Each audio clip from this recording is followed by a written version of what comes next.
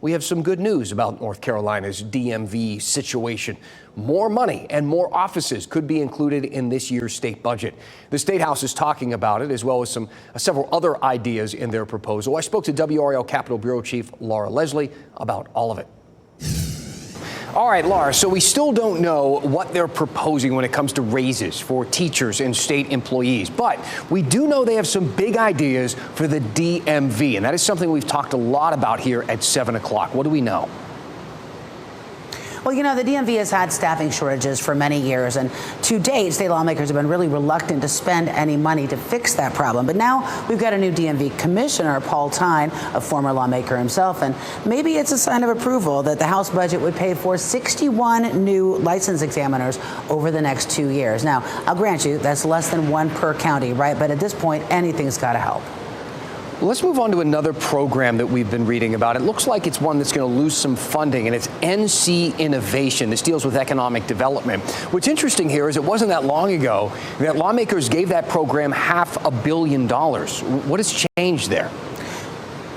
Well, you know, NC Innovation just rolled out 2 years ago, right? It was meant to be a public-private partnership that was supposed to drive innovations in science at the state's smaller universities to market, right? And so they were trying to get public and private partners for that. Lawmakers did give it $500 million in seed money to start with, but now they've decided that we're going to take, the House and Senate agree, they're going to move most or all of that money into other areas of need.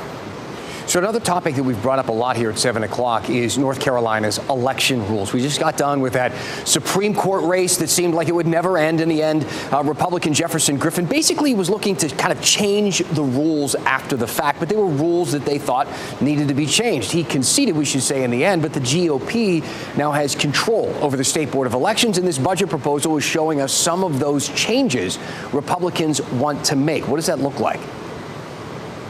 You know, the State Elections Board staff has been asking for more money and more staff for years and not getting it for the most part.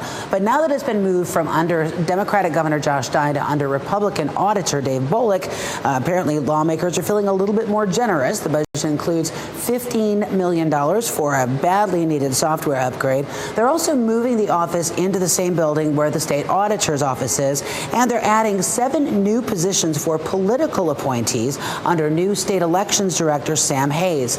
A spokesman for Hayes said the new director requested those changes. The Democrats are criticizing the move, saying that the state elections agency has never had political appointments in it before, and that makes the elections possibly that much more partisan. Dan? Right. Okay. Laura Leslie keeping us updated from the legislature. We'll keep checking in. Thank you, Laura. Thanks.